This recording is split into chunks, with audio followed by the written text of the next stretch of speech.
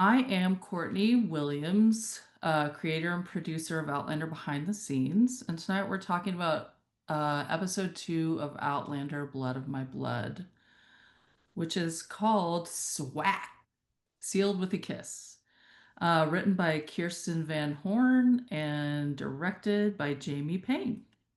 I am drinking water. And my brief overall impression, the first time I watched this episode, so my concern was with Outlander, it feels like to me when the writers kind of go off of the source material, you can almost feel it. And it's like, eh. So I really wasn't sure what Claire's parents' whole situation was going to be. And I was pleasantly surprised. I really enjoyed this episode and I was like, wow, okay. The combination of everything really worked for me. Yeah, I'll talk more specifics later, but I enjoyed it. My name is Carmen Schmidt, and I write the Outlander Anatomy blog. And I'm a fan of both the Outlander show, this show, and the books. And I'm a retired professor of human anatomy, and I've taught anatomy for almost 40 years.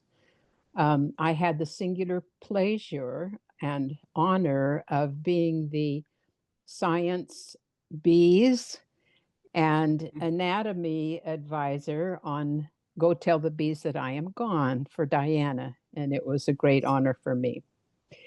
I am drinking my bubbly wine, and I have in it some mandarin orange syrup that my son made, just a little bit. Um, my impression of episode 102 was that it was good.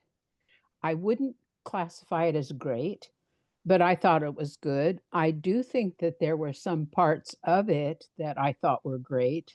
There are other parts that I felt it was a little bit more uneven than the first episode, and I would credit that to Matt's many years of writing experience. Honestly, I don't know this author that did this one, but I know that's what I was thinking of as I compared the two. Yeah, you're saying the first one was more even because Matt wrote it. Well, I suspect that. Yeah, okay. That talent and years of experience that he has comes through, and you would hope that it would. Honestly, it would really be a bummer if it didn't. That's Yeah, right. that's true. After 14 years. That's right. Okay, I'm Antoinette, and I started off drinking light beer, and this is what is left of Wait, we just started. You started off when? Yeah, I got started a little early. So this is all that's left. It's very good. It's lime and cactus. That looks good. Anyway, yeah. And so I'm a criminal lawyer, and right now I'm a prosecutor. I used to be a public defender, but I crossed over to the dark side so I could wreak havoc. Anywho, my impression of this episode, it was a mixed bag for me. There were some parts that I really enjoyed, and then there were some parts where I was like, huh?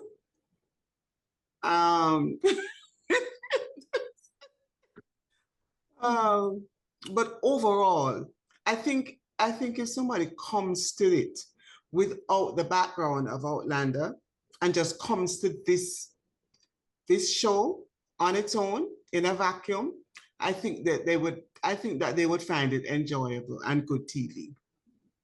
But I have too much baggage. Okay, well, we'll for me unpack to that. really truly get into it. We'll unpack that baggage later. Okay. Hello, I am Catherine Toomer, or Harmon Toomer. I am a family medicine and community health physician. And I started off writing and commenting for Blacklanders, and then was invited to this, which was supposed to be a one-time thing. 3 or 4 years later, here I Hey, here am. we are. That was So, in 2017. Yes, it's oh been my more than gosh, 3 was or it that 4 long years. ago? Mhm. Wow. Yes. Okay, Yep. time flies. So, um, and I did have read all the books, don't remember them well. Um, and I enjoy the show very much because I keep them separate. I just because I don't remember the books, I just see the show on its own merit. When it comes to Blood of My Blood, I actually really enjoy it because my expectations were so low because I thought it was going to be an imitation of Outlander, and so I'm enjoying that it isn't, and the acting is just really good. So I haven't really noticed anything else just because I'm so captivated by the acting. It's just really good. And so I just enjoyed. My overall impression was that I was very pleasantly surprised and wanted to see the next episode immediately after watching it. Okay. All right. Well, kick us off, Carmen, with your favorite scene. My favorite scene of episode 102 is was the World War I battle scenes on the Western Front. I thought that they were spectacular. I thought that they were very well done, as good as some of the films that that have covered this subject so thoroughly, if not better. I mean, it was believable, I felt. So that would be my number one favorite. Most impressive. Favorite implies a warm, fuzzy feeling to me. It didn't give me that, but I was just very impressed with the quality of all of that, the whole footage from that particular part of the story arc. I mean, please get out of my head because that was also that was also the scene that I wrote down as my favorite. Those battle scenes, for the same reasons that you spoke about. Very well choreographed, very well done. The cinematography, everything was just so good, so believable, so emotive. There was a point in the second part where the gas overtook them in the tunnel. I was holding my breath, so it really reached inside and affected me. So that I found to be very impressive, to steal Carmen's word. Well, I'm going to echo both of you. I was completely gripped during those World War One, the gas scene. It was terrifying. And the way it was shot, the costuming, the how dirty they were, with one exception, but and my grandfather was a machine gunner in World War One, and he was never the same after that. And he went as a young man, and we just knew him as this kind of stern, bad mood all the time. I'm sure he had like trauma and head injuries, which they didn't know what to do with back then, but it just gave me uh like a real view into what his experience must have been like and how terrifying. And so many of these young men who just went and did that. Mhm. But in particular, I liked the scene with Henry and the boy, when he's injured and he says it's just a blighty wound, and not so much the officer bawling him out, but just his interaction with the boy. I really liked, and it really felt like, oh, okay, I see where Claire got that, you know. So yeah, I'll just hop on that bandwagon. Those scenes were really well done. I'm trying to decide between two. But I think the one is only because of its parallel to Outlander. So I'm going to go with the one that's not from Outlander. Um, and that is when Henry and Julia met. I think that's her name, right? Yes. I forgot to mention that before I didn't bring a drink because I had my shot of tequila before I started. So that's why. Anywho, um, so when they met, it was On the steps, that one? yes, when they met on the steps, it just felt like the way they wrote back and forth, they created enough chemistry so that that energy would have been felt in person. And so even though they didn't know, I'm assuming at some point in the letters they described themselves, but um just that, passing by one another and him recognizing her. And I in my romanticism, I think he recognized her energy more than her physical being. Yeah. Okay. Well, I was going to say the meeting on the steps too, although improbable, it was very moving and touching, I felt. And I could imagine that he, with all of these exchanges of letters, he got a mental image of what she might look like and and what kind of presence that she might have. And I think that's what he was responding to when he said hope springs eternal to her, and she turned around and says, Henry. It was a sweet scene, and I also thought that's one of my favorites out of the episode. I liked the scene when he was having the nightmare. Um, I thought that was very well done. Um, how it was written, like sometimes when people are going through things and people try to comfort them, they become preachy and wordy and overbearing. She held him and she said a few things to him, but she was just there as a presence. I like that. Yeah, that appealed to me. I like that because up to that point, the cynic in me was having difficulty buying their relationship, how it developed and everything. But, that scene sort of said, okay, there's a connection here. So I liked it for that reason. Yeah. I thought it was super clever that she started writing him a letter to make him find her in her words, She said, Dear Lieutenant Beecham, my name is Julia Morrison, blah, blah, blah. And then he slowly came back. My next favorite scene was, was that first one of Julia in the War Office, where she's reading and she's, she's interacting with the woman, and we just see so many her personality and just her, not just as it relates to Claire, but just we see a lot of her personality, and I think that Hermione is a really captivating actress, and I was very, bought in to all of her scenes, but I really enjoyed that one.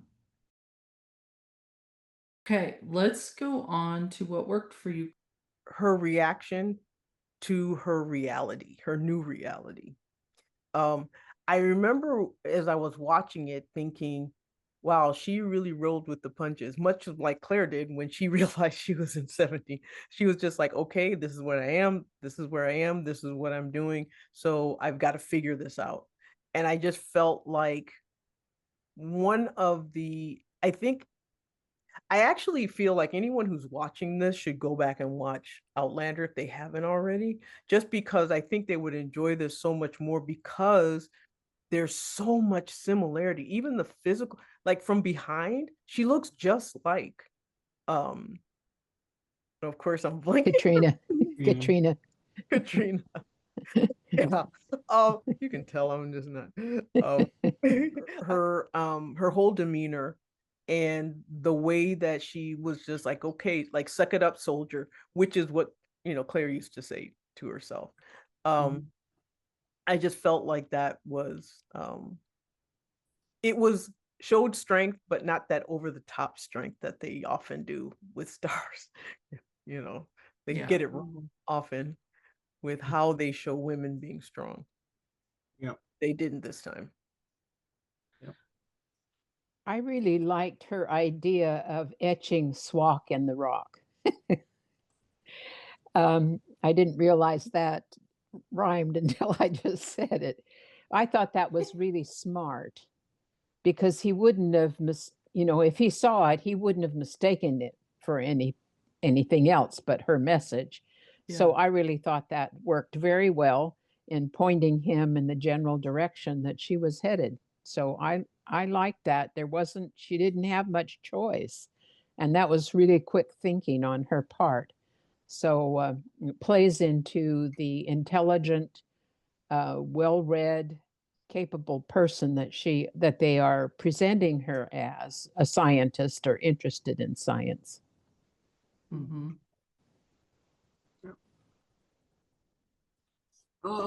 What worked for me in a strange way, even though I thought it went on a little bit too long, was the exchange of letters and that device to bring them together and to develop their relationship. Because it brought me to mind of Jane Eyre.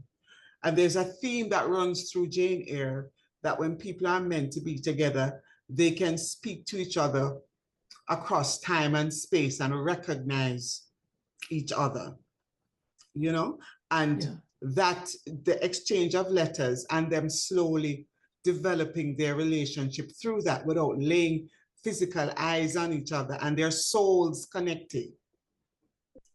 That really, really worked for me because I love everything about Jane Eyre. Yes. So when I saw that, it just brought it back to my mind, and I'm saying, yeah, souls reaching across time. And also, it reminded me of Jamie and Claire because their souls reached out to each other because there was Jamie's ghost looking up at Claire in the window, So even though I don't like some of the harking back to Outlander, that worked for me, that whole letter thing. I could have cut it a little bit, but I won't nitpick because it was it resonated with me. Yeah, I mean, they really built their, in a way it was a slow burn, a different type of slow burn over letters. Well, I'm going to say that, I don't know if you guys noticed, but in the War Office, when they were reading the letters and then marking out the, part that could be, I guess, giving away secrets or something that they didn't, in case they were intercepted. That's what they were doing, right? With the blacking Yeah, they were out. redacting the letters. There was a part where they had different voices of the people, the letters they were reading, the different men. Hi, dear Aunt such and such, and then another person, and then I thought that was really cool to just give you, the idea that these are actual people, writing these letters, and I can imagine being in that just really scary hell, how important those letters were to write and then to receive. So that really worked for me. What worked, and it had more to do with another movie that I watched, 6888, and about a group of Black women who were sent to Europe as part of the war effort to go through all this unsent mail. And it was just mounds and mounds and mounds and mounds of it. And they would go through and they would try get mail to the soldiers and the soldiers' mail to their families. And it's a true story. Is this World War One story? 6888. Yeah. World War One or two? Well, it was World War II, Okay. but it was just reminded me of that, how the Yeah. importance of the letters going back and forth, Yeah. and the morale and the reason that was being done. And so to me, it was just the sheer determination of the war effort was part of what really kind of resonated. It wasn't so much that, but it was like that whole room of women reading letters to make sure that they were, they were able to go on to their families. And I'm assuming that they did the same in reverse. And so it just, I don't know, it just seemed like, um, I don't know if we would have that now. Yeah. If we could get that Mhm. many people in a room trying to essentially cheer up soldiers for anything, to be honest.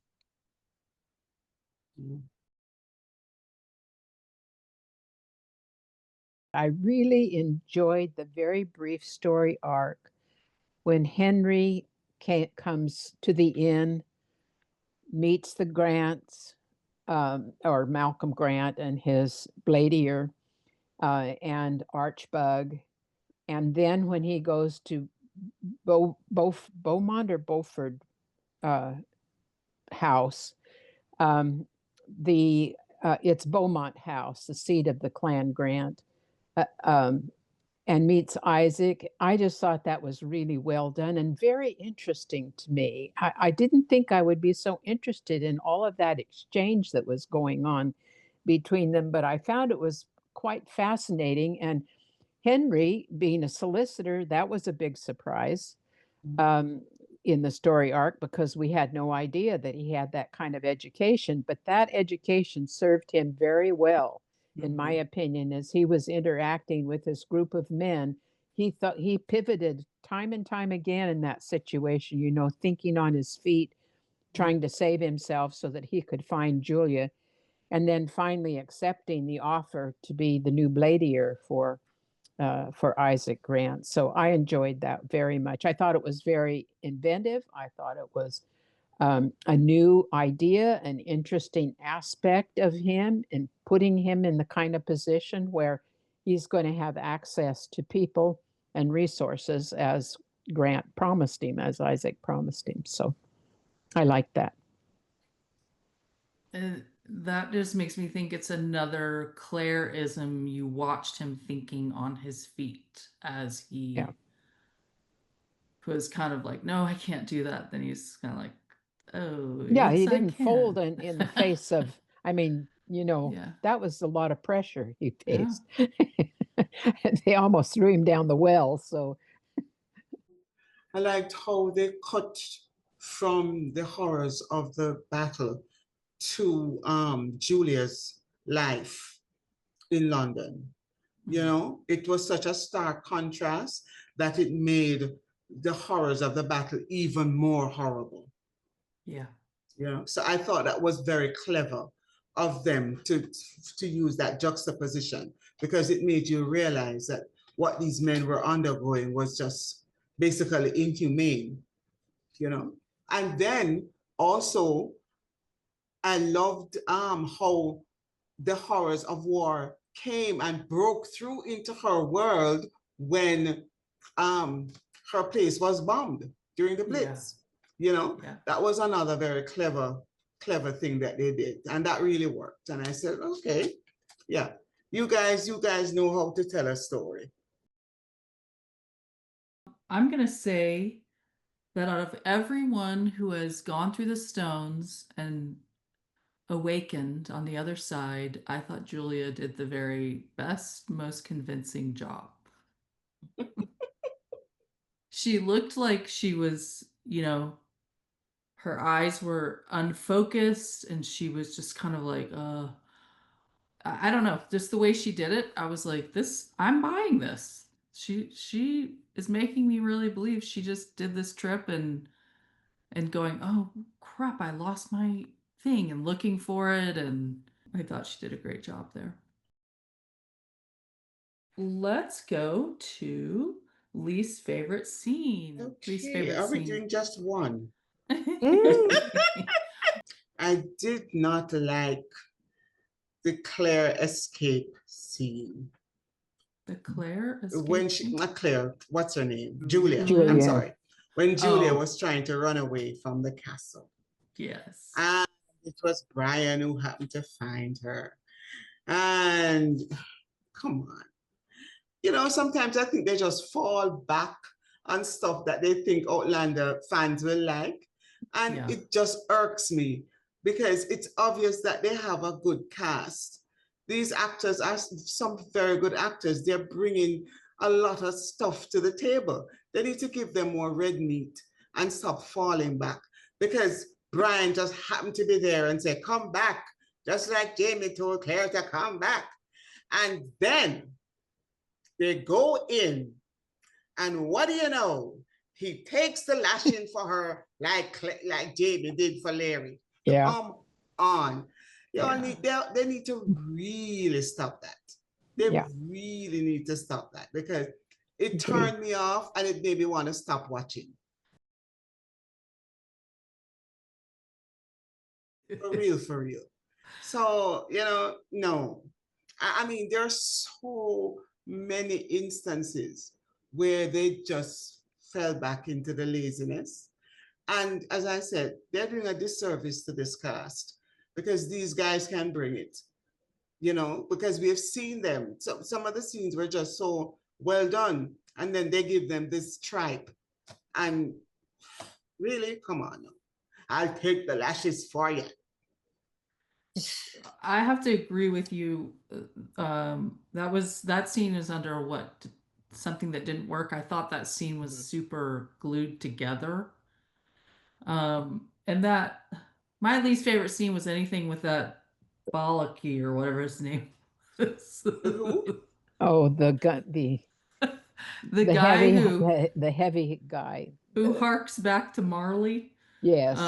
You know, the Brutus guy. Yeah. His name is like Bolliker or something like Yeah. that. Mhm. You Oh, know, yeah. and even the way that was shot, you know, well, I have to say the writing was really good. I don't know if that was Jamie Roy. If it was, I have even more of a crush on him because that writing was like kind of downhill and that rider was glued to that horse and I was like, wow. But then when he gets there, it's kind of like he's like, Bolliker, no. I don't know. It just and then the guy's like grabs her and he even said like, is that enough for you to go where you go? Like when Jamie said like, do you have enough here? It was very similar. Yes. But I will say, I did like the lashing scene because He has a nice back. Say it. He has a nice back. I was even more like, oh wow. Let's see, Jamie or his dad? I don't know. Anyway, that's the only reason I like that scene though. Okay, so I already said my least favorite is anything with Bolliker in it. And the writing scene I thought was super awkward. The escape scene was it just felt kind of melodramatic, not believable. Where did Bolliker come from? Like he got as far as Jamie with no horse, and all of a sudden he's right there. I don't know. It was a kind of a stable scene almost, you know. Exactly. Catherine, did you have a It's least interesting. favorite? All four of us have said that scene. Um, I didn't like it. It didn't seem believable to me. I mean, why would he take lashes for who is essentially a slave in that house? I think he's attracted to, now remember, this is before he meets Ellen. Mm-hmm. So I think he's actually like, oh, Attracted. I'm interested in this woman. Mm-hmm. Yeah. Hmm. So I think I that's guess the novelty of her being English and did you guys see that or think that? No, but I thought that I he thought was he was interested in extremely protecting her. protective from the Yes. beginning, and it didn't make sense. Yeah. I think he doesn't Unless respect his father because his of the father kind did of the same thing to his mother. right. So, Well, And yeah, and I'm sure he abused him, and if you've been abused, then you want to not see that. yeah.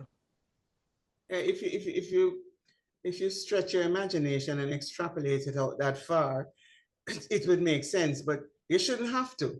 Yeah. They should write things that make sense and that work because they can. Yeah. You know, they can. They're shown that they can. Yeah. I did not like the sex scene between Julia and what's his name? Brian? Henry. No, not Brian. Henry. No, ma'am. Did not like it. I know that in filming these scenes, there are limited things that they have to work with in order to show what they want to show and preserve everybody's modesty. But good God, it looked exactly like Claire and Frank, down to the bed frame, the metal bed frame. And I'm saying, if y'all can't think of anything more imaginative, what about Fade to Black? You know, that works. You know, leave it to our imagination. Wait, You Claire know? and Frank, what scene? When they first went When to they're at Scotland, When Mrs. they in first Fair's episode went to house. one. Scotland and Oh. she Yeah. was holding on to the bed frame. Come on. And the same moves, the same everything. I'm saying, really, people, come on. Yeah. If you all, if I know that they're limited, and if you don't Well, have a good Antoinette, come imagination, on. It's genetic, obviously. That it's no genetic mass because Henry is no relation to Frank. I'm You know, joking. so I'm saying fade to black. Let them start all hot and heavy and then just fade to black and leave it to our imagination. But don't Right. present us with this. Ugh, no, didn't like that at all. Did not get me hormonally engaged in the slightest. I thought he was, I don't know, he was like shaking and stuff. It, It was weird. It was just it was weird. But I think maybe he would be like that. Sure. Wait. I want to say something about this. Yeah. First of all, I thought it was much better than the one in the picnic blanket. Oh yeah. Much better than the one on the picnic blanket. Me too. Me too. So they found their intimacy coach somewhere between those two filmings, I assume. But second, just think about it. Henry hasn't had a woman, maybe ever, but certainly for months having been on the battlefield. I thought his trembling was very believable, honestly. They always have to have the woman be totally naked, which I think is really interesting, but the guy's just has his britches down, and that's I don't like that part of it, but I Did he thought have it a was shirt much. on? He had something on Okay. that seemed to cover him more. I have to go back and look at it, I Well, guess. she was covering him. This is true. Anyway, I wanted to put that in because just as another way of looking at that particular scene, um, and it's not the best love scene I've ever seen. I agree with Antoinette. It fell short in that regard, but it was certainly better than the first one. When Henry meets Grant, the father Grant, and I guess Bugs goes off and kills the other guy. It just seemed, I don't know. It just seemed like it would be much more shocking to somebody. Well, I guess he was in World War II, so he's seen a lot of death and he's heard a lot of dying. So maybe not. But at the time, I kept thinking, that's really odd. You're just sort of standing there and you can tell that there's somebody being killed right outside the door. But he was registering shock on his face. I thought. while that was And happening. he's dancing, he's moving from side to Yeah. side because of And the it's not even so much agitation. that the scene was because of the way he reacted that I didn't work, but it was more just how they portrayed that part of it. It just didn't seem, Just a guy yelling in the other room. yeah, or the gurglings. I mean, I don't know. I've Yeah. obviously never heard anybody being killed in real life, but it just I didn't. I think Henry was trying to save his own life. Yeah. Well, it was more the sound effects that were going on that I found. Yeah, It yeah. was like, really? Especially since probably it would imagine that he would just slit his throat or something. I didn't see In the house, though, that'd be what pretty else messy. would he have done? I I mean, have no he was idea. he strangling him? I thought he was beating him up and that he cut his head off later, but I don't know that to be true. That's what I assumed. Yeah, Archibald seems to like that axe. Let's go on to what didn't work for you. I guess the closest was already mentioned by Antoinette, and that is that I think that they could have shortened the exchange of letters a little. Not Henry's. His prose and his writing was fabulous. I just thought it was inspired. His expressions and his ability to choose the right words to try to convey to her what kind of horrors that they were experiencing. I just thought his were terrific. I thought hers were less inspired, but I mean, when you think about it, those people in the War Office, this is from afar. They're not living the same reality that the people on the battlefield are, and that's always the way it is. So even though you're aware of it, it doesn't have the same impact on you that it does when it comes home and it's in your face, which is exactly what she experiences at Castle Leather. So I didn't like that the letters went on a little bit too long, I thought. Well, I've said this before, but I would like an explanation from the writers as to how Julia ended up in 1714. It didn't compute because, like I said, I figure that it must have been about 1924 when they went through the stones, because Claire would be roughly 6. She was born in 1918, and I can't imagine them leaving her too much younger than that with her Uncle Lamb. So let's just say that it's right around there. That meant she went back 210 years, and there's no explanation for that. And this is after much explanation has occurred, in the latter part of the Outlander series about time travel and what's required, and so forth, and the usual way of getting there and steering and all of that sort of thing. So I'm still bothered by that time difference in regard to that. And I'll say this now. Archbug was born around 1700, so he would only be 14 years old in 1714, and he certainly isn't 14 years old in this in this episode. So I guess they didn't think about that, but it does bother me a little bit, the time element going on here. So okay. Yeah, it's the same thing with the continuity thing that I was talking about in episode 1, where they chased Malcolm Grant from the ledge. Anyway, no, I agree with Carmi. It just needs to be a bit tighter. Yeah. They just need to pay more attention to detail. Don't they understand that the audience for Blood of My Blood has been trained on Outlander? We notice everything. Yep. We notice it, and there are things that we are looking for. And when we don't get them, so they just need to tighten up. I think they have the seeds of a very good show. I hope that as the episodes progress, that some of these early kinks are straightened out, and so that it can keep our interest. What did not work for me let me see if I can read my own handwriting. Yeah, listen, I'm not sure that I am buying Henry just walking into the tavern and Malcolm Grant just taking the word of this Sassenach. I mean, he would have been somebody looked on with the greatest of suspicion, right? Because he Yeah. just appeared in their midst. He's strangely dressed.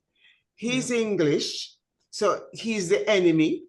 But then he's going to say something to Malcolm about a land transaction, and Malcolm is going to prevent him from being killed and take him to his father because he believes him or he trusts the word. That I no, I understand why they needed to do it to put him there, but no, it wasn't. That was not believable. That is not how it would have gone down, in my opinion.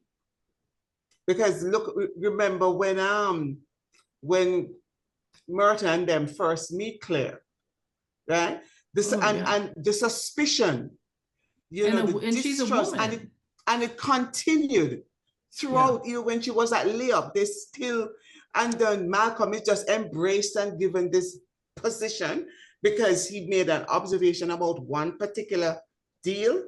The hell no, no. What the helly? No. Was it because of the political environment at the time that Claire came through versus when he came through, you think? Because it doesn't seem like there was a lot of English conflict before.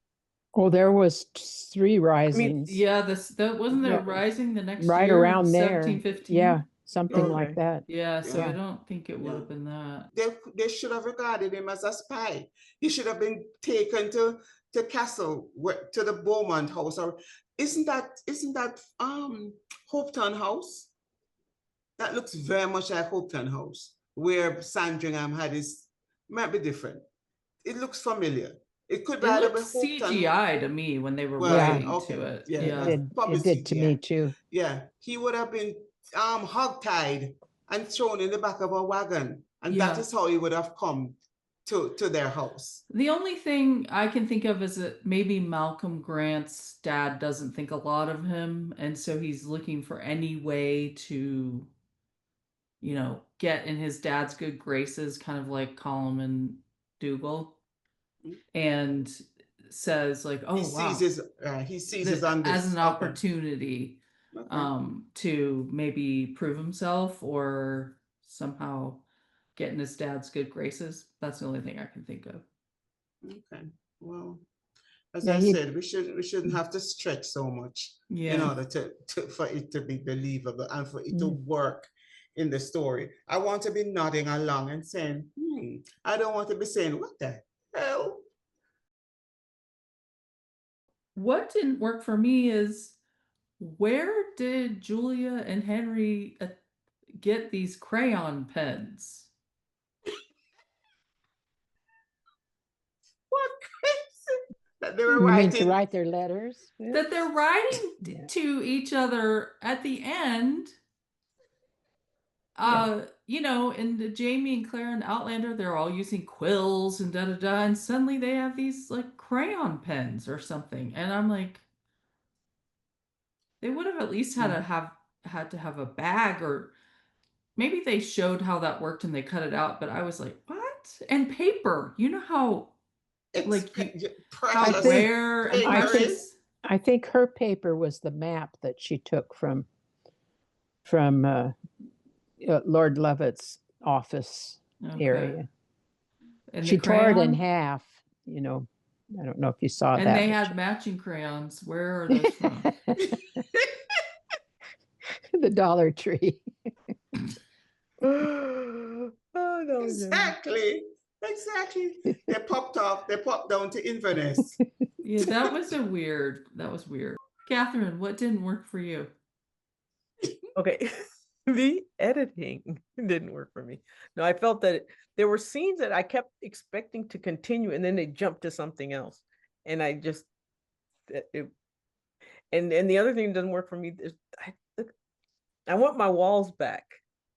I don't have any walls to talk about.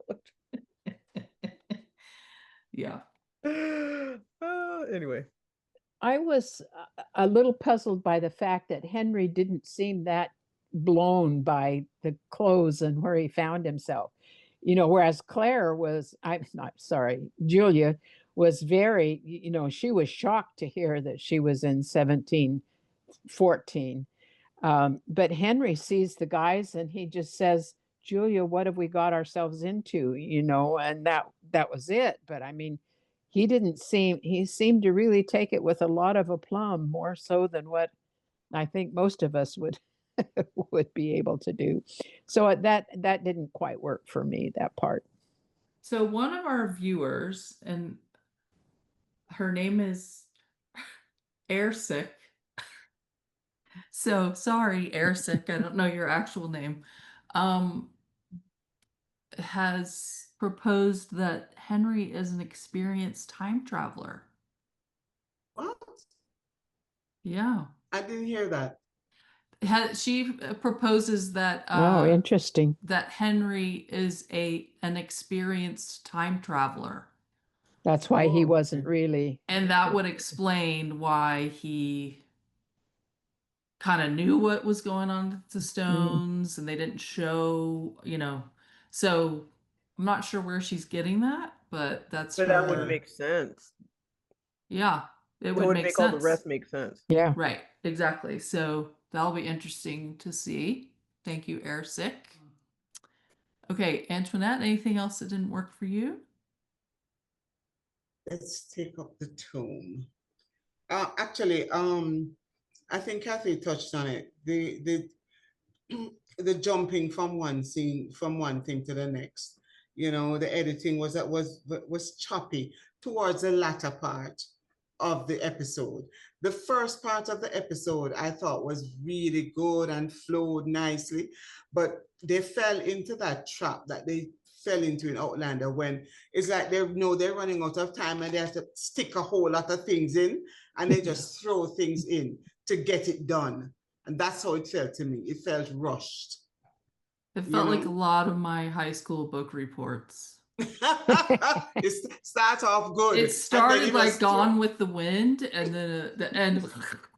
It ended like a Barbara Cartland novel. Just thrown in. And a Rip Bodice too. Yeah.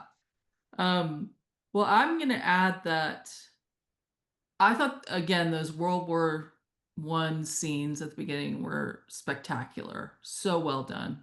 Pulled me in, gripping sometimes. Except for the fact that in the trenches, Henry always had his helmet off. And there's literally like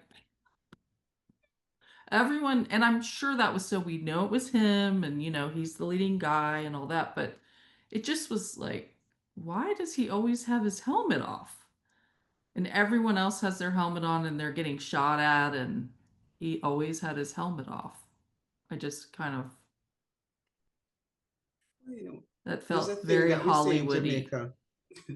There's a thing that we say in Jamaica about movies and the male stars of movies, we call them the star guy. You know that the star guy is not going to die in the movie. Right. You know that the star guy is going to rescue everybody. And so you know that the star guy gets to do things that if other characters in the show did, they'd be dead. So he is clothed with the mantle of the star guy. Okay? Well, So the that's star why. guy protected his head because there was shrapnel and crap. Everyone else had like shrapnel on their helmet, and he's like with his little piece of hair. And I get that because he's the leading guy and those helmets were not that attractive. But I did notice that. And let's go to things I noticed. Okay, well, I noticed that Brian gets his looks from his ma'am, not from Lord Lovett. Yeah. Thank goodness. Because for the viewers. Yes, thank goodness for the viewers. He I doesn't look mean, at anything Tony, like his dad, Tony, if like you're his dad. watching, it's not personal. You do a good job of playing an asshole. Go ahead. Yeah, he's really doing a good job as Lord Lovett, but he's to me he's not an attractive man, and he does looks nothing like Black Brian. And Brian looks more like his mother. That's what I'm trying to say. He's followed that side of her family than, although although Lord Lovett is taller than what I thought he was. When they're standing side by side, he's not that much shorter than Brian. I Uh, think he's but probably on a box or oh, something. okay, could be. He's Okay, 5'10", and I that think Brian, six Jamie one, Roy is 6'1". Yeah, yeah, so Probably box. 3 inches. I noticed, why was Henry looking at his watch and counting to 3 when he was going to rescue that kid? I I think it couldn't was see any, the timing of the barrage Mhm. Yeah, but of the they shot, it of the didn't firing. stop. It was just like it didn't It seem to did. There was a stop. pause, so there was like, Was there? I get, Okay. yeah. It was. Mhm. It clearly was that the whatever gun they were using could only had 3 rounds and Oh, okay. reload, and So so it he must have been knew. something else also being shot, because I noticed Mhm. it wasn't silent. That's No. why I was like, what is he doing? they were probably individual soldiers Mhm. firing their People were weapons. firing Mhm. their Okay. sidearms, Okay. their rifles, no, not muskets, their other guns. Oh, But there were. yeah, he was timing the explosion, the barrage from the big gun. Yeah. Okay. That's what I think too. What I noticed again from same with the first episode is the casting. Um, Given who these people are and the children that they have later, and the grandchildren even, um, they really did a good job, and I'm sure it was intentional, but they really did a good job of uh, making it. I mean, and we can talk about this, I guess, in genetics when we talk about medicine, the genetics of it. But when you look at Brian, yeah, Brian, you can see how Jamie could have come from him. Yeah, he even I has can't like a imagine that really that was big a forehead. coincidence. Hmm. I can't. His And a back, squarish jaw. the back, his back. Like Yes, his back. when he was arching to get, it was like they were almost identical. The way he moves, the way he pivots. There's a lot of physicality that are similar, and I don't know if it's intentional or not, but it's very, very much. So that's what I've noticed. Just and the same with Julia. From certain Yeah. angles, she looks just like Yeah, she does. Claire. Yeah. Yeah. Yep. I agree with Kathy in terms of the casting. We did say that in looking at episode 1, which is one of the reasons why when they get substandard material, it does them a disservice, because these guys have shown that they can handle some tough stuff. Give them good stuff, and I think we're hopefully, as I said, you know, as they get over these first episode jitters and get into it and get into the groove and see what these guys can do. Because sometimes as a writer and a director, you don't know what you're gonna get from the people that are cast into the various roles. So sometimes you're a little bit more careful. But once they see where these guys can go in terms of their acting, I'm sure, hopefully, that the scripts would become more intricate and less, cobbled together in how it seems, in how it comes across in certain of the scenes towards the end of this episode. So Yeah. that will keep me interested to see what they give these guys and how, and if they can throw down, if they get some good stuff. I'd be interested to see that. I want to assure Kathy there was a wall. And that's the rock wall outside of Castle Leathers Oh, that well, Myrta and Brian were repairing when they got sidetracked about lassies and going to visit the gathering. It just so happens that the June issue of the Smithsonian magazine has a great article on building rock walls and how durable they are, and that there are rock wall builders that are doing walls in California, in Canada, in various places, because they are so much better walls in so many different ways. So I just wanted to add that because I think it's a little bit of interesting trivia about this. oh, it's interesting trivia, but it wasn't kind of the wall I was talking about. No, I know. But I'm speaking of kidding you stone about walls, I that. actually, when I went to Majorca, I saw a 1200-year-old wall that was still intact, a stone Wow. wall. They're Yeah, amazing. the They Roman, really are it was amazing. like the Roman and well, they had it on the ground, but also it was a Roman wall, and it was still being used as a retaining wall. It wasn't as if it was just sitting there. Yeah. It Are was you talking being about used. the aqueduct there? No, it was Oh. a wall. It was a retaining wall and there was a house on a hill right behind it. Yeah. So it Well, I mean, was, those stone walls just are still there. Yeah. but it's 1200 years old. Wow. Did you notice that in the World War I scenes, Henry's always wearing a wristwatch on his Yeah. left wrist? It's always clean and bright, and it's showing in almost all of them.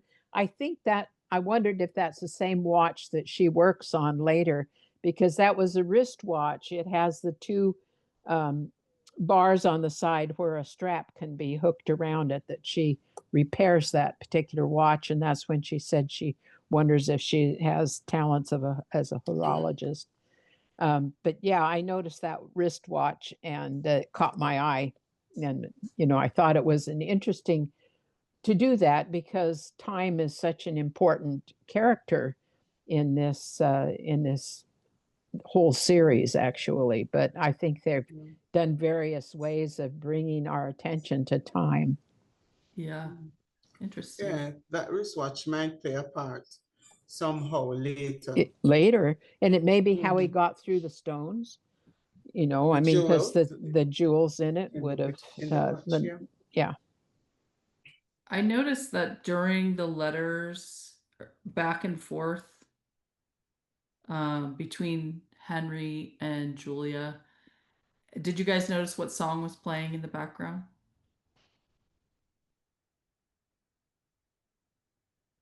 No. It's that I Want to Be Beside the Seaside song. Oh, Like an old phonographic rendition. I just happened to be watching and looking for something, and then I was like, wait, this is that song that Claire sings. Okay, then we're not through with that. That came back nice. to, and then yeah, it Fanny was plays. singing it in the church. Yeah. The same And song. so it's playing in the background of their letters as they were reading to each other. That I was did what was not notice that. playing in the background. Interesting. Yeah. Curiouser and curiouser. Well, when she first reads his first letter, and it's so despondent, she says, one of the things she said is, nature always finds a way. Mm-hmm. And I thought, oh, Jurassic Park. Because Ian Malcolm says life always finds a way in there. And I thought, oh, that's what it caused me to think of when I heard that. And I thought, I wonder if they, if it was a riff on that particular theme. That's funny. I noticed that there was a scene where when Julia wakes up at Castle Leathers and she tries to escape and opens the door, and Marley, the new Marley, grabs her. Yeah. The camera shows Brian for a minute, and he's like framed in the door in his Fraser tartan. Dude, I was like, I mean, I'm getting like He is gorgeous. Yeah, he's Like, really, wow. yeah, he's a nice looking man. Well, when Julia's admiring her wedding ring, the stone doesn't show very well, but in the opening credits, it looks to me like a turquoise. And Oh, I thought to myself, now wait a minute, it burned up. Turquoise isn't crystalline. Well, I looked it up. Actually, it is. It But is? I thought it was a it stone. is, but it's called a microcrystalline structure. They're tiny, tiny little crystals instead of the larger crystals that are typical of jewels, of jewel type minerals. And so I thought that was interesting because it is possible then, according to the theory, that the turquoise did enable her to travel. How would but they have turquoise in England at that? I Well, guess they from the Americas, but yeah, you and had to from the Middle East. I mean, Afghanistan and the far end. Yeah, okay. that I guess that's still sort of Middle East. Mhm. Afghanistan produces a lot of turquoise and lapis lazuli and things like that. And also from Egypt. I mean, the Brits took a lot of stuff Uncle from Lamb. yeah, like like Lambert. yeah, maybe Uncle Lamb said it. Yeah, maybe Um, so. well, wasn't the otter tooth stone a turquoise? No, it was an opal, wasn't it? Oh, I think it was an opal. But I okay. thought the opal was what he had in after he traveled. Didn't she Yeah. find the opal near his skull? Yes, that was his ticket back. Yeah. Take it back. But it was supposed Yeah. to work. So Mm-hmm. in Hmm. my mind, I had a turquoise. Mm-hmm. Okay, I noticed that Brian's mom looks a bit like Jenny. Yep. About her size too. She's Yeah. a tiny, Mm-hmm. slight lady. And yes, Mm-hmm. she does. I agree. Good catch. I already said I jumped the gun that Arch Bug would have only been about 14 years old. So that was in this category originally, and then I jumped the gun and stuck it up earlier. So you told us not to do that, and I disobeyed. Oh, that's okay. I like it when you're a rebel. Um,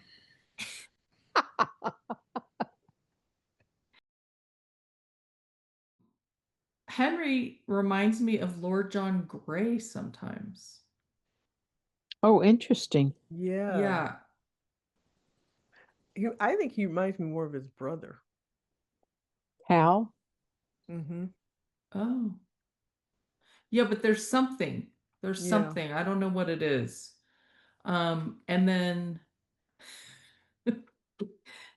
in the scenes, the second half, like when he gets to goes back in time, sort of all of his shaky PTSD stuff is out the window. He's like much more, and I'm sure that's because he has to be, but there's he screws up his face a lot.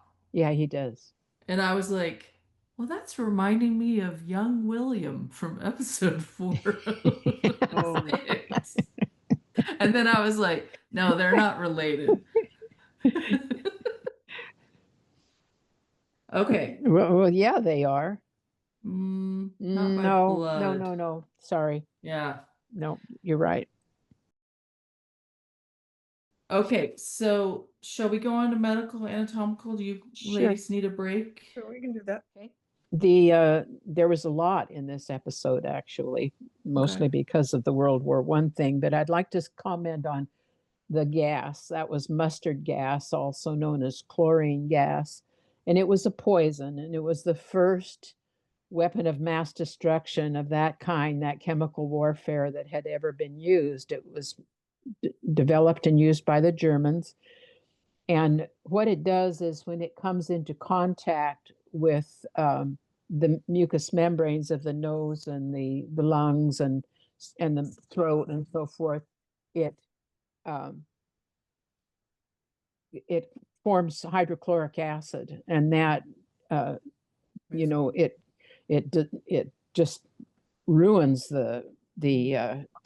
Hydrochloric acid is the strongest acid, isn't it? It is, yeah. Does It's one that of crystallize or it eats no, them? it corrodes the tissue. It Oh, just It's basically our dissolves it stomach acid. basically. Yeah, it's like that stomach guy who acid. dropped his mask. I mean, I was like, "Ah, ah, Get it, and put get it it, on. get it on." Oh, Yeah, yeah. no, that was it was really a horrible thing. And the reason that it was named mustard gas is because of the color in part, and also because apparently it has a smell kind of like mustard or horseradish or garlic, that kind of cruciferous type of sharp smell, that those things have. And so uh, it was it was really an innovation in warfare, but one of such destructive powers. Well, Private Carlton was shot in the looked like in the upper left abdomen, or maybe the lower part of the rib cage, right about that intersection. It looked like to me, it was a little bit hard to see. There's an awfully lot of important stuff in that area, like the spleen, the liver, the pancreas, the left kidney, the left adrenal, I mean, and if it hit the liver and the spleen, they're both very bloody organs. No, there's no way to survive. Yeah. And the other thing is that antibiotics were not available until World War II. They had antiseptics, but they did not have any antibiotics. He would have never survived that kind of injury anyway. So it was probably a blessing that he didn't, linger. It would not have been a happy ending for Private I have a Carlton. question.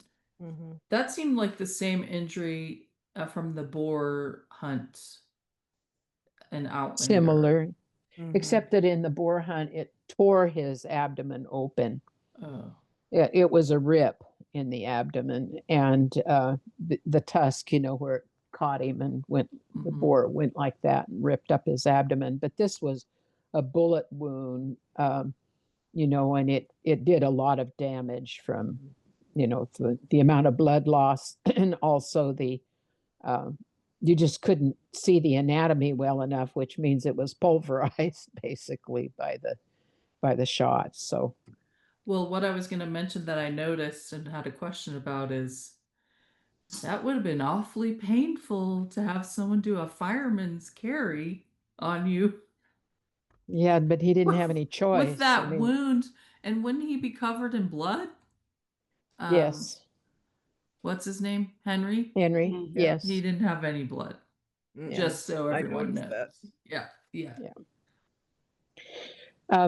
Another one that I noticed is that I think Julia would have had a depressed skull fracture from the way that crofter slung that wood or metal rod. I don't know what it was, but he really hit her hard. And, that she would have been injured considerably because of that. And Julia's stomach punch that the Marley gave her. I thought they hit her in the lower back. Oh, I thought he hit her in the stomach. Well, wherever if he hit her in the stomach, I was going to say she's pregnant. That's really not, a very hospitable thing, and it might cause her to miscarry. But yeah, if he hit her in the back, that also I thought it was wouldn't the be very. lower back. Like, what did you see, Catherine? Or do you remember? I thought it was stomach. Oh, Yeah, I thought he hit her in the abdomen. okay. I mean, that's what I thought. Because she doubled over, didn't she? Yeah, she did. Yeah. She did. And if she hit her in the back, she would have done that instead of. That's true. Weird. So, and then along the same line is that apparently both Henry and Julia have the time traveling gene that they one or both passed on to Claire. And I assume that it must be a dominant. I'm not sure, because some people are time travelers, and surely they don't have both parents be time travelers. So, Have to be. yeah. So anyway, that's all I have for the medical. The which is mental health is mental, but the PTSD. The one thing that Outlander and all of them at all get do very well is post-traumatic stress disorder. Henry's, the likelihood of him not having PTSD is unlikely. So, and the fact that they show it, they always seem to show the trauma of war, which is not unusual, but still, they do a good job of that. The other thing I noticed was the similarities, the anatomicals. I'm surprised you didn't talk about this, Carmen. The anatomical similarities between Brian's back and Amy's back. I wanted to save that for you, my dear. Oh, well, thank you. No, No, but it was I agree. I agree. it was almost like, it's like, did they have the same trainer? I mean, or did they purposely, because even as Sam got smaller, his back wasn't the same. Because over time he hasn't stayed as bulked as he was before. But that when he got the lashes, I was like, oh wow. If his hair was red, you'd know, there's no way you wouldn't think it was Sam. I think too that he probably studied Jamie and is moving like him, and but anatomically you can't, like, yeah, that's casting. That's just luck. yeah. And And maybe he is working with Valbo. I wonder about that. Could be. But I mean, training can only do so much. It's the shape. That's just anatomical. That's not due down to training. It's the shape. It's how the back is shaped, the shoulder blades, and how it narrows, it tapers. So that was just luck of casting. I think. It's a good looking back. And what I liked about it so much is that it's not marred by all the scars that Jamie's back had. So we never got to see really Jamie's back, except that little brief clip when Blackjack is whipping him outside of Lollybrock, or in the gate of Lollybrock, and you can see his back before the flogging has occurred, the horrible flogging. So I feel I feel an anatomical lesson coming on where you compare those two backs. I could do that. And you identify the similarities and the muscles. The muscle groupings and the long muscles. And I think you should make it like scratch and my sniff. PTSD. Back of my back. Oh my gosh, having to learn all those muscles. Yeah, there's a lot. Yeah, Carmen, do it. Back of my back.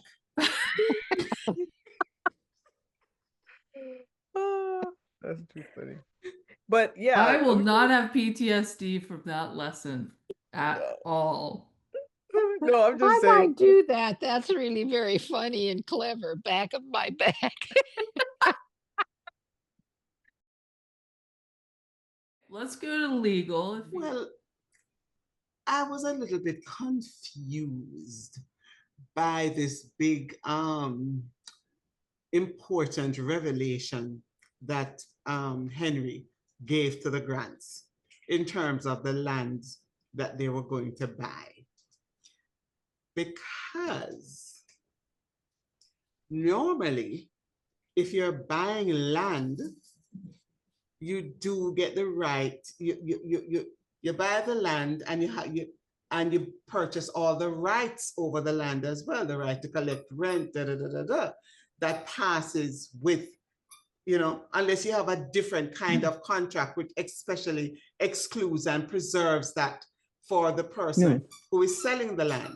Like, for instance, if somebody had a life interest because the confusing thing or the interesting thing about land law, English land law, is that you can have one piece of land and have 4 or 5 different legal estates and interests in the land at the same time.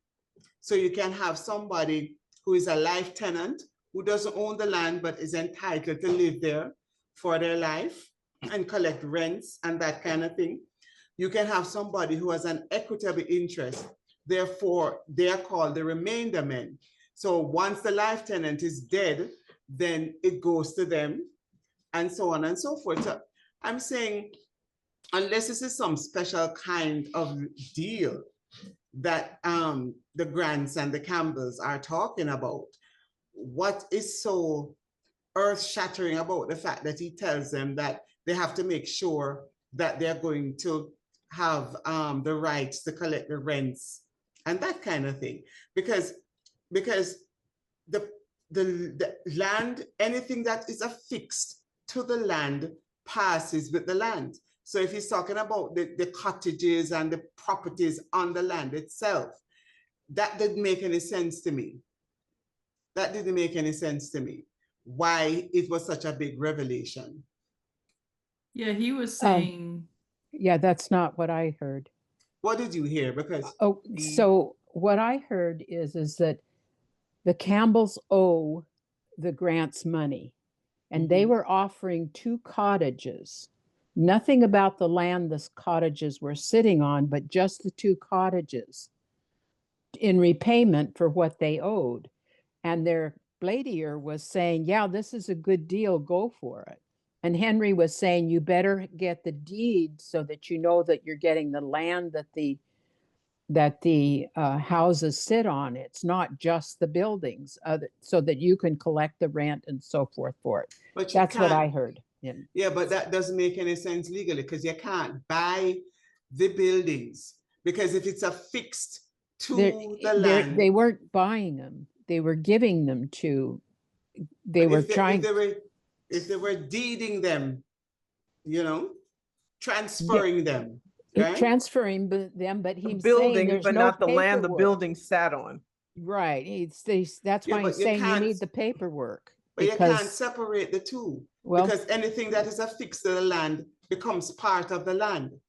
Anything that is affixed to the land becomes part of the land. That's not true of condos. But it's not affixed to the land. It's on a strata. They have levels that they go up. It's not one building on its own, separate and apart from the rest of the units.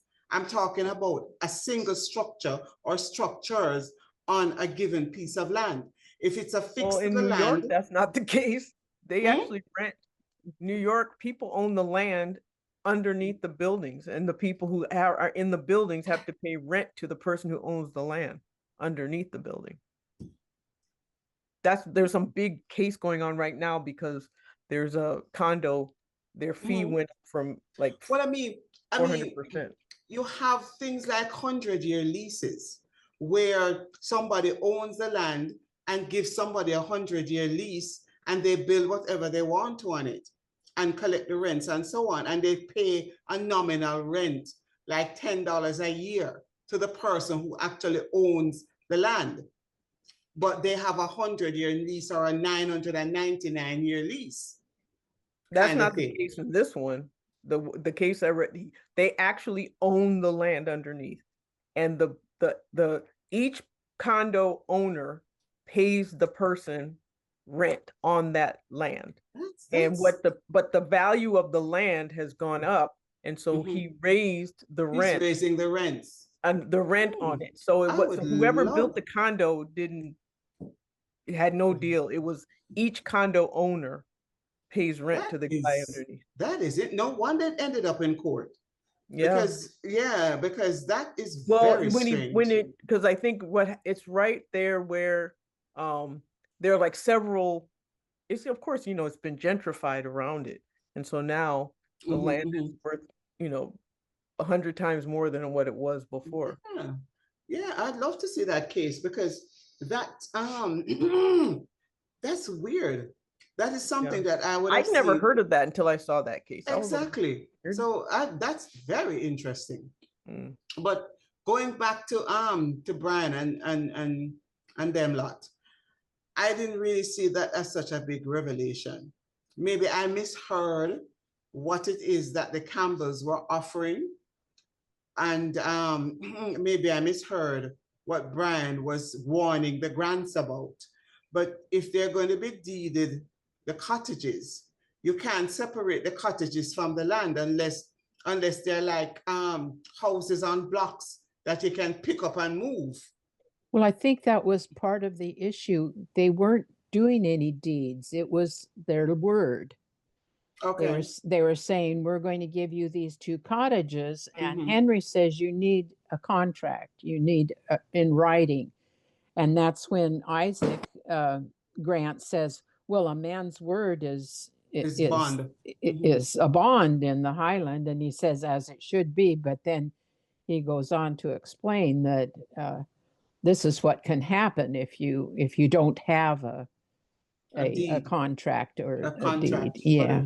for the actual transfer of the land, not just the Yeah. cottages. Yeah, Okay. I mean, that's my understanding. It's not my field, so I may be wrong about it, but that's what I went back and listened to it 3 times to try to figure out what it was, because it was a bit it was confusing. Mm. So anyway, Well, I think the bag of money given to the bald guy was a hint that it wasn't a great deal for the Grants. for the Grants, yeah. Yeah. It was an interesting point to realize that chattel slavery was in existence in Scotland in that time, because they sold Julia to Lord Lovat. Oh, the right. the ones who knocked her on the head on the road. So she was a slave. So Yeah, what did you I call read that? about that. What did you that what did you call that, Antoinette? What kind of slavery? Chattel. Chattel Chattel. slavery. Chattel. Chattel Yeah. slave. What does that mean? Meaning that there's not indentured servants, so it's for life.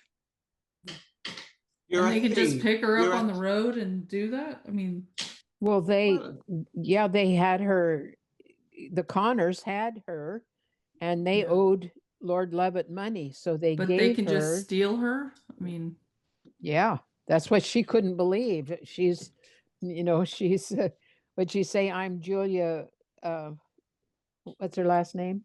Beecham. No, her maiden name. I'm Morriston from but you see, someplace in London. She was a Sassenach. Hyde Park.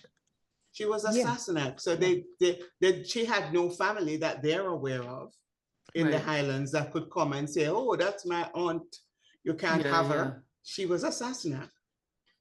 That was another scene that honestly, Julia made that scene work. With the, that could have been super cheesy with the guy sneaking over with the pillow and all that. I thought creeping around with the bat. I thought she did a really like the Hamburglar.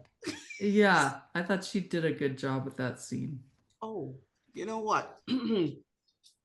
Something I noticed. I'm sorry to go back to go back. That's okay. But you notice that Lord Lovat's castle is a bit dingy compared to Leoch and compared to the Grants. Like the cleanliness or the dirty or the lighting? It's everything. No, it's the furnishings. Dingy.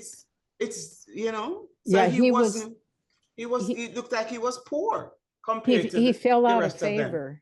Yeah. I don't remember the details, but in real life, he did fall. He went through a period of being an outcast, and then he managed to work his way back up, which is why he's called the Old Foxes, because he was able to get himself out of that and restore his position. So I assume that this is happening at that point when he was kind of an outcast and not doing very well, because Castle Leathers is it's dingy. Ew. It's really awful Yeah. compared to Leah and the Grants, Yeah. what Beaufort House or whatever it's called, or Bedford House, whatever. Yeah, and I was wondering what's the deal with Lovett? Maybe that's why he's so maybe that's why he's so creepy and aggressive because he's poor. Well, yeah, in the very first episode, that's what he's saying. Yes, he's dead. He's the one that did this to me, and you know, when I made me fall from favor, and he's basically that castle that we are going to visit, the dingy one. Mhm. Is that the We're going to castle? go see it. We're We're going gonna to go see see the Castle Leather. It's called Balverd. I don't know how you say it. Balvaird. You were saying last time it was interesting that it's a democracy, and someone mentioned it was Terry Delano that it's a Tanist society. I saw that comment. Yeah. Yeah. Mhm. Okay, I should we mean, go to BTS? Well, one of the things we were talking about, Henry. So I've been watching a lot of historic documentaries, basically because the Gilded Age finale hit. So I've been watching all these other things around it. So basically talking about heiresses and American heiresses and stuff. However, one of the things that they talked about when it came to World War I was that, like, now in modern wars, generally it's the poorest of the poor who take the brunt of death. But Yeah. in World War I, it was actually the aristocrats who did, because they were the officers, and the officers always led the charge, and so were often killed. Oh, And so a lot of estates actually went into ruin for a couple of reasons. One of them was because so many heirs were killed, and then the other was, of course, the taxation that they did later. But um, yeah, I fuck just thought the that was very IRS. I just want to say that. Sorry. Oh yeah. Keep Yeah. going. Well, as an aside, I chose our tax accountants because their logo is Uncle Sam sitting on a toilet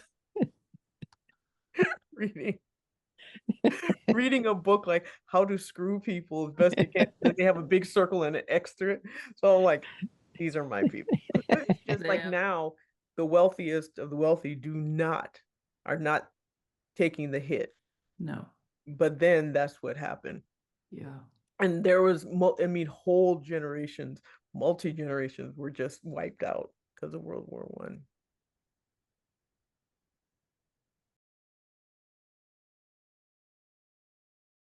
Oh, yeah. And It as I was said, the my grandfather was affected Mm-hmm. for the rest of his life. Yeah. Um, and there was no therapy and stuff like that. It was Mm-mm. just, No. um, anybody else BTS? yeah, I Okay. do. I don't know if you remember, but when she is uh, at the telegraph and mail office, um, the name Emily Wilding Davis comes up.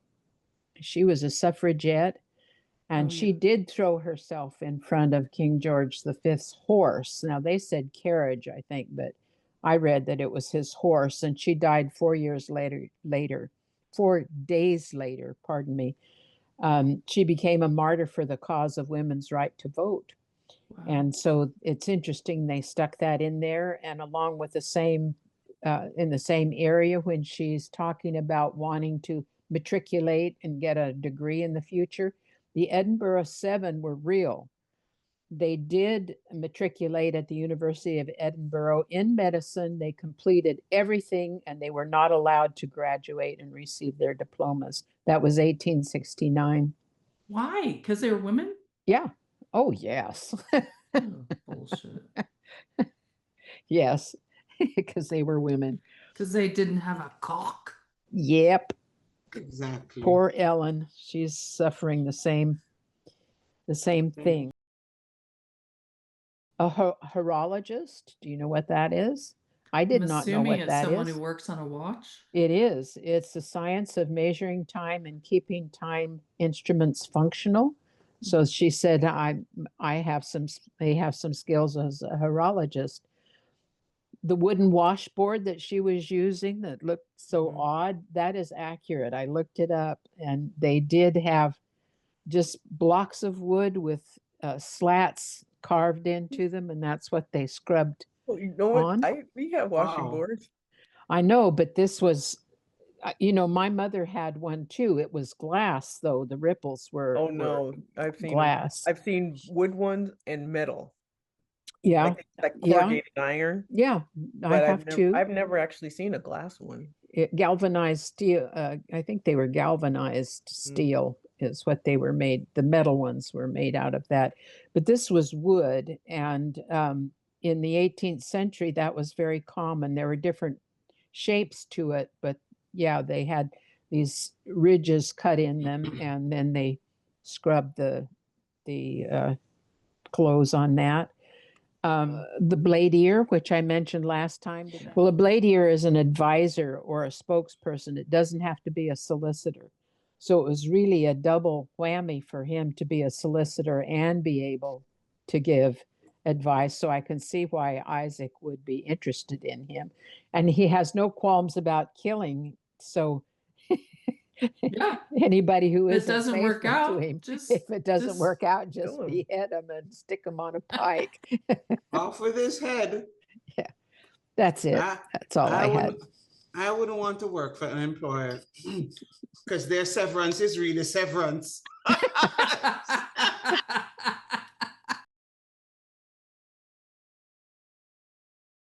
That really is real severance, isn't What's it? your severance package like? Oh gosh. Okay, let's go to favorite lines. I liked Henry's. Well, I liked all of the prose in his letters, as I think I already said that, but I really liked the statement that fear is a powerful poison. Oh yeah. That is really, and that goes across all aspects of life, I feel. Uh, in Dune, fear is the mind killer, and it's basically the same kind of an idea. It's just really paralyzes us. Mm-hmm. And he was not like having what if thoughts. I liked the line, his mother deserved to have him home, sir, one way or the other. That's good. Mhm. Yeah. I like that. When they were finishing their letters, when they say, when he said something about why he was ending the letter and sealed with a kiss, that line, yeah, I like that. Yeah, Sealed there with a was something kiss. about, yeah, no. What he said before, like something about just to make sure, like he said, Oh. like he wasn't sure that he was ever going to see her. So Yeah. he's ending this letter sealed with a kiss. Yeah, he said something like, I think you know by now that, You're my soulmate, and something like that. You know, I will say I feel like some of the writing in this episode is brilliant. And then some of the Yeah. later scenes again were clunky, but Mhm. well, I really laughed out loud when Henry says to Archbug, "You don't like me very much, do you?" And Bug says, "Dinna ken you well enough to have formed an opinion." I thought that I just thought that was really a cool line, and but there's your predecessor. I didn't like him at all. I mean, for a 14-year-old especially, It's that's very crass. Yes, Very clever. He aged quickly. he Um, did. I thought I was struck by men who once laughed and loved lie alongside boys who've barely had time to do either. Yeah, that's part of the poetry of his writing that was just Yeah. I thought it was beautiful. One that made me laugh out loud when Lord Lovett says, she said, kind that you're kind. And he said, kind, handsome, some might say, the perfect gentleman. And I was like, boy, that's so Modest, like aren't you? some men that are just clueless about themselves, and they have such a high opinion, of themselves that they express, and they're just not that, they're not that great. Yeah. I had Yeah. that one too. Actually, yeah. Yeah.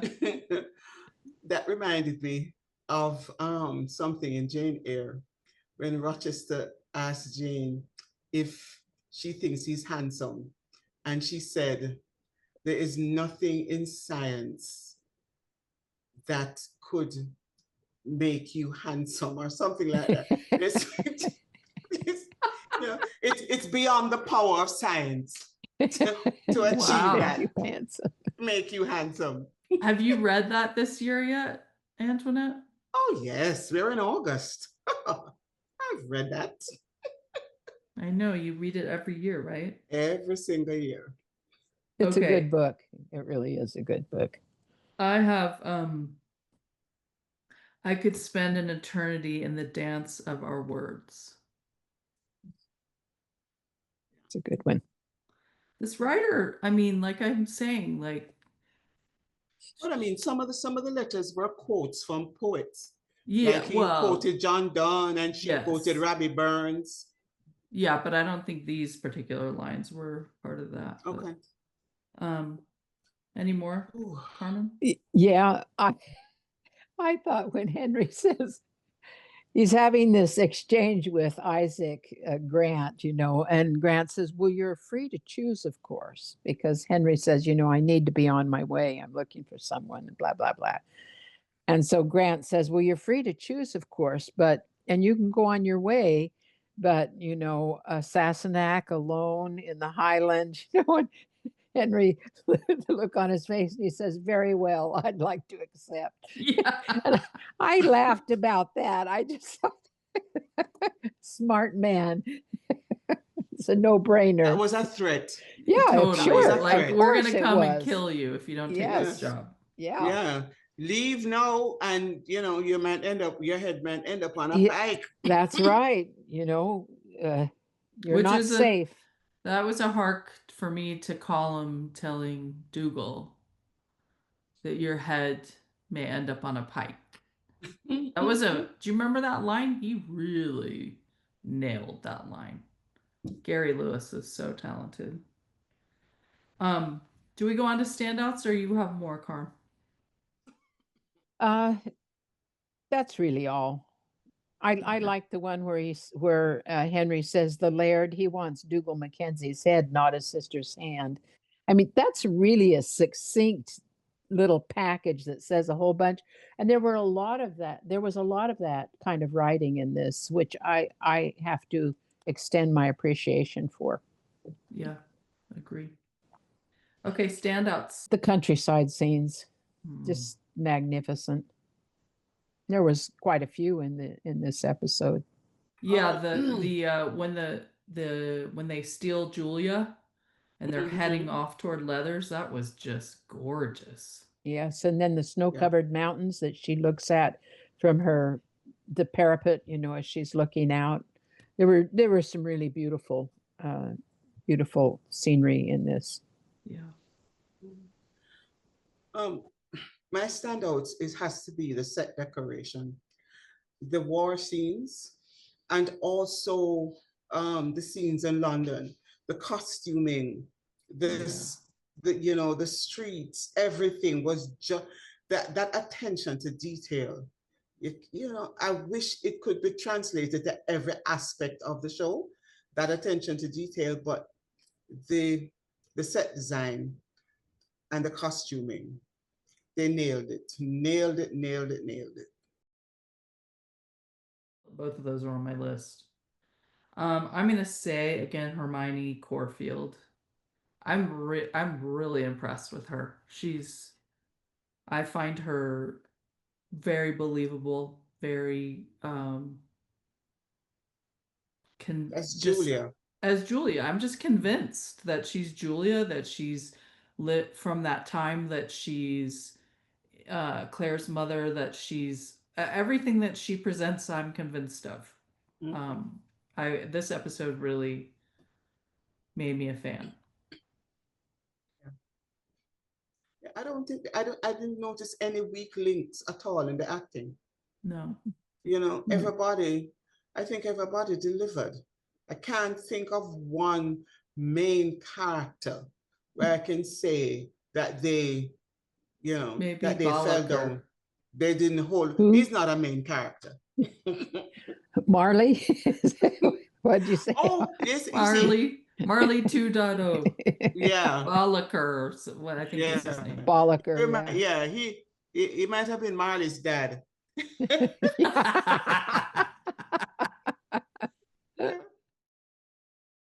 They have the same brutish countenance. Yeah. Brute of my brute.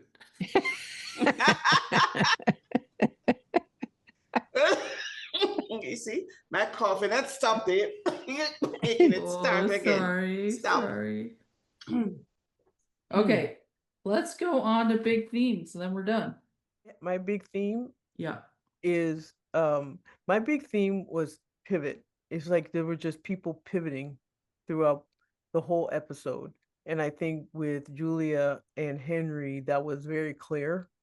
Henry more so. Well, both of them actually were kind of pivoting in a given situation. And I thought that was my theme. Okay. Well, what Kathy said about the main theme is very close to what I was thinking is that she said pivot, be able to pivot. And they demonstrated it, multiple characters demonstrated it. But I also, and Brian did too, by the way. If you think about all the times he thought quickly on his feet to try to bring order back into the castle and so forth. But I just thought kind of a colloquial way to say it was keep on trucking, when the bad gets rough, you just keep your nose forward and you to the ground and you just keep pushing. Keep going. Yeah. You don't give up. See that. The theme that I got was what I talked about in the beginning about people who are meant to be together, soulmates. They can find each other across space and time. I firmly believe that, maybe because I've been reading Jane Eyre since I was like 5. But I thought that was beautiful. And so that is what I took away from it. That, space and time doesn't really prevent you finding that person, if that is how you are meant to experience love. Because not everybody finds their soulmate. But if there's one out there for you, yeah. My big theme was for this episode, having someone who understands you can be everything, especially when you're going through a trying time. Henry was an officer. He was leading his troops, and he sent that letter off to nobody, and he found someone got it, who wrote back and said, to the extent she could, I understand you. I understand. And it became a lifeline for him. Yeah. That's a good one. Good one. Yeah, that's a good one. Well, one of the things that I forgot to say that worked for me, they started off with the exchange of letters and how they came all the way back and ended with them writing to each other. That was a nice full circle moment. Yes, that was. With their crayons. With their magical crayons. Yeah, he might have had more access to something like that than her. But she did go into his room to dust, and she could have picked up stuff there, Didn't they have lead pencils? Like, we've looked that up before, haven't we? Yeah. I think they've been around a long, long time, actually. I So remember maybe it what was was. from like the map room you're saying? Yeah. Yeah. Okay. That'll be some have to do some digging on that because it seems too obvious for them to just stick that in there and have it not have any Backstory or and the basis explanation in of the historical WAK. Yeah. reality. Yeah. Well, Exactly. I'm sure one of our lovely viewers will educate us. 16th Absolutely. century, dear. For lead pencil. Was that Yeah. a pencil? Yeah. The lead Yeah, it was a pencil, as pencil. it So is commonly known. why didn't they have any in Outlander? I'm sure they had one. I seem, yeah, I seem to remember Ned Gowan, um, in Rents. He wasn't. There was a point where he was using a quill. Somebody had something that looked like a lead pencil, and Okay. that's how He we had a started. swan. Remember, he had a swan feather that he carried with him Okay, in his but backpack and his mhm, saddlebags.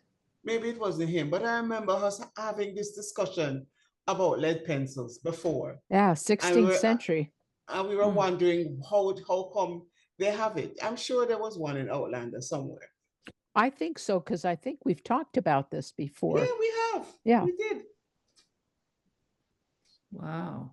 So it wasn't a. So it That wasn't a means I magic. talked about it and edited it, and I don't remember. That's scary. I don't So know why. it wasn't a magic pencil, Courtney. Okay. All right. Okay, ladies. Thanks for Thank you. another great night. Yep. Antoinette, I hope that you start feeling better and Yeah. Antoinette, have Ooh. you tested yourself?